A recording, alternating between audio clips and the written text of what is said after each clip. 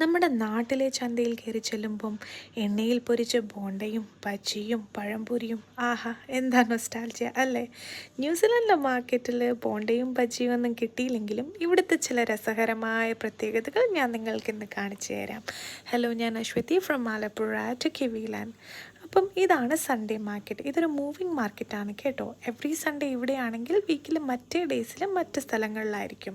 So ഇതിനെ farmers market എന്നും പറയാറുണ്ട്. എന്ന് വെച്ചാൽ ഫാമേഴ്സ് ഡയറക്റ്റായിട്ട് സെറ്റ് ചെയ്യുന്ന സ്റ്റോൾസ് ആയതുകൊണ്ടും ഡയറക്റ്റായിട്ട് അവരുടെ ഫാമിൽ നിന്ന് കൊണ്ടുവന്ന് ചെയ്യുന്നത് കൊണ്ടുമാണ്. സോ മിഡിൽ മാൻ ഇല്ലാതെ ചെയ്യുന്നത് കൊണ്ട് പ്രൊഡ്യൂസേഴ്സ് ഇവിടെ ഭയങ്കര ചീപ്പാണ്. പച്ചമുളകൊക്കെ സൂപ്പർ മാർക്കറ്റിൽ വാങ്ങാൻ പോയാൽ വളരെ എക്സ്പെൻസീവാണ്. ഞാൻ മിക്കവാറും ഫ്രോസൺ ആണ് കേട്ടോ വാങ്ങാറുള്ളത്. അപ്പോൾ ഫ്രഷായിട്ട് വാങ്ങാൻ കിട്ടുന്നത് തന്നെ ഒരു ലക്കായിട്ടാണ് ഞാൻ കരുതുന്നത്. നമ്മുടെ നാട്ടിലെ അമ്മമാർ പച്ചക്കറി വാങ്ങിക്കഴിഞ്ഞ് ഫ്രീ ആയി ചന്തയിൽ ചോദിക്കുന്ന സാധനമാണ് മല്ലിയിലയും മുളകും. അതിവിടെ ഇത്രയും എക്സ്പെൻസീവ് ആണോ എന്ന് നിങ്ങൾക്ക് തോന്നും. ആ ഷോക്ക് എനിക്കും ആദ്യം തോന്നിയിരുന്നു, ബട്ട് ഇപ്പോൾ ശീലമായി. ഫ്രഷ് വെജീസ് നമ്മുടെ നാട്ടിലൊരു വലിയ കാര്യമല്ല, എന്നാൽ ഇവിടെ ഫ്രഷായിട്ട് വാങ്ങുന്നത് എക്സ്പെൻസീവ് ആയതുകൊണ്ട് മിക്കവാറും ഫ്രോസൺ ആണ് വാങ്ങാറുള്ളത്. ഇൻട്രസ്റ്റിംഗ് അല്ലേ? സോ അപ്പം പ്രൊഡ്യൂസേഴ്സ് മാത്രമല്ല, ഇവിടെ ഫുഡ് സ്റ്റോൾസും ഉണ്ട്. Grilled meats, barbecued meats, dumplings. ഈ ലേഡി ഇന്നിവിടെ കൊണ്ടുവന്നിട്ട് വിൽക്കുന്നതാണ് ഫ്രഷ് ഹണികോംസ്. അപ്പം ഹണികോംസ് കഴിക്കാത്തവർക്ക് ഞാൻ പറഞ്ഞു തരാം, ആ ഹണിയുടെ ടേസ്റ്റ് അതിൽ നിന്ന് പോയി കഴിയുമ്പം ഇത് ഇത്തിരി ചൂവിയാണ്, ബട്ട് ഇൻട്രസ്റ്റിംഗ് ആയിട്ടുള്ള ഒരു ഫ്ലേവറാണ് കേട്ടോ. തനി ഹണി തന്നെ.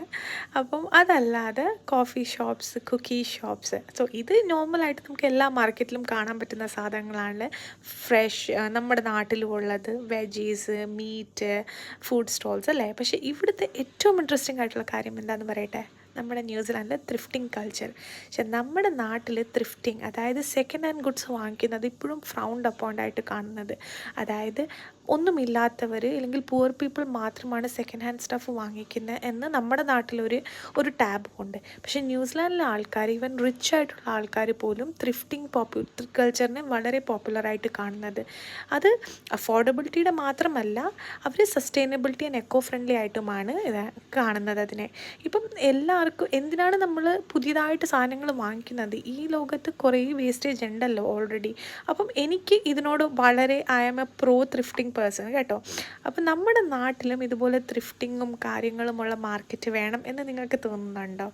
എന്തൊക്കെയാണ് ഇൻട്രസ്റ്റിംഗ് ആയിട്ട് തോന്നിയത് ഇവിടുത്തെ ഈ മാർക്കറ്റ് കൾച്ചറിൽ എന്ന് നിങ്ങൾ കമൻറ്റിൽ പറയണം. ഇനിയും പല വീഡിയോസ് ഞാൻ ഇടണമെങ്കിൽ, ഇനി എന്തെങ്കിലും ക്വസ്റ്റ്യൻസ് ഉണ്ടെങ്കിൽ എന്നോട് ചോദിക്കണം. Thank you so much.